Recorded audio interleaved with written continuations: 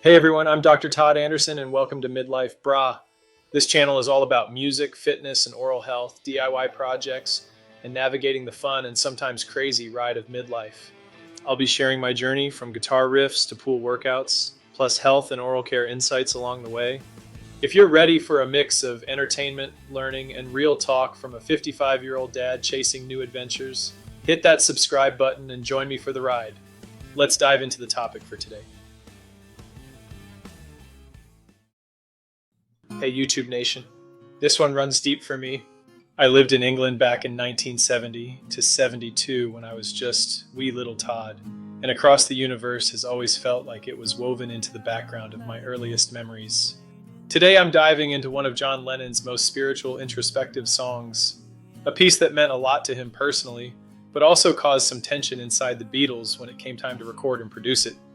I'll walk you through how I learned the intro, the chords, some beautiful playing techniques, plus the backstory behind the song, where it came from, what was happening in John's life, and why its meaning still hits so hard today. So sit back, enjoy the music, and let's take a trip across the universe together.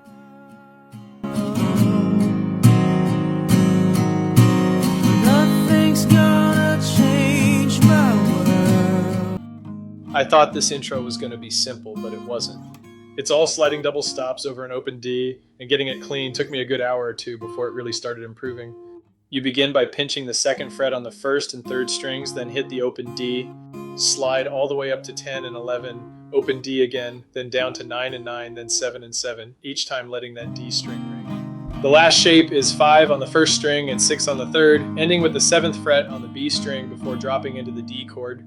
Watching Lennon's hand position finally helped me lock in the motion.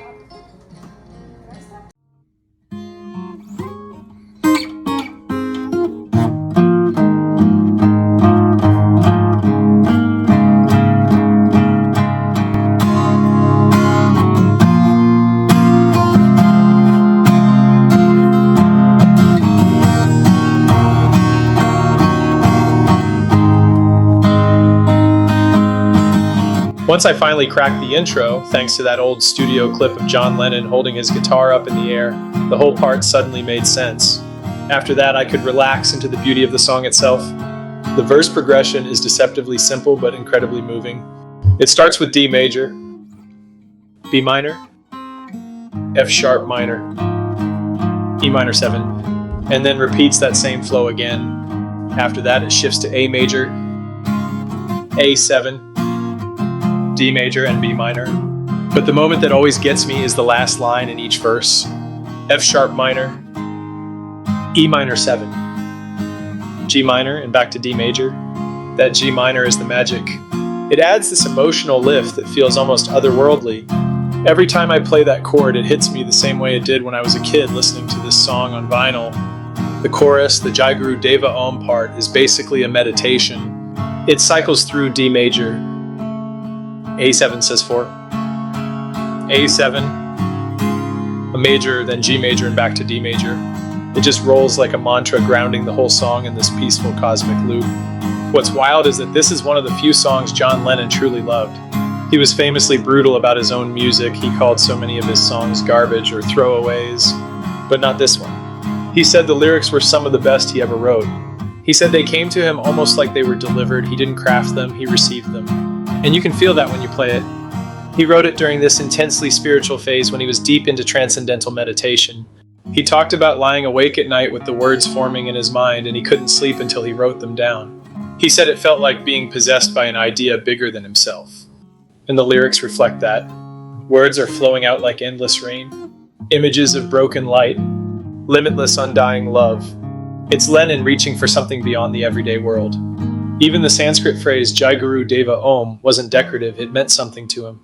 It was his way of saying glory to the teacher, glory to the universe, and then sinking into the stillness of the word Om. What's funny is that Lennon absolutely hated the Beatles' recording of this song. He felt the arrangement didn't match the purity of what he heard in his head.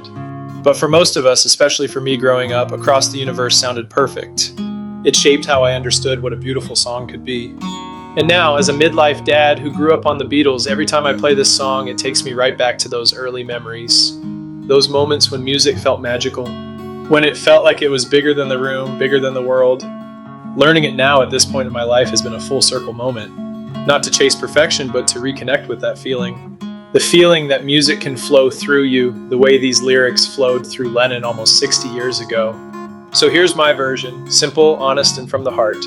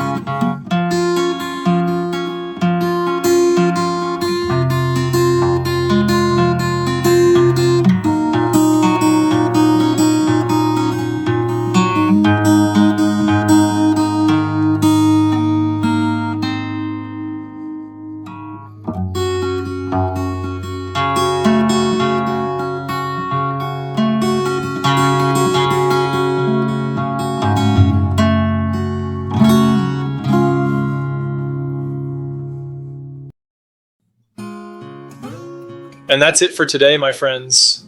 My mission, starting right here at age 55, is to learn every Beatles song. If life goes well, I've got another 30 years to chase that goal, and honestly, what a journey to look forward to. I've loved the Beatles my whole life. Being born in Brussels, Belgium, and then living in Leamington Spa as the wee little Todd, it shaped me more than I realized. And losing John Lennon, I was 10 years old when he was shot. I remember crying and asking my mom, why would anyone hurt John Lennon? His legacy was cut short, but his music keeps filling the world with light. So to everyone here on YouTube, thank you for watching, liking, and subscribing. My next goal is to reach 100,000 subscribers, and then I can start sharing all the great oral care products we've created over at curateddental.com. What a wild and beautiful way to bring oral care to the masses. Through music, through learning in midlife, and hopefully having a lot of fun along the way. I appreciate every one of you. I appreciate humankind. Peace out, and I'll see you in the next one.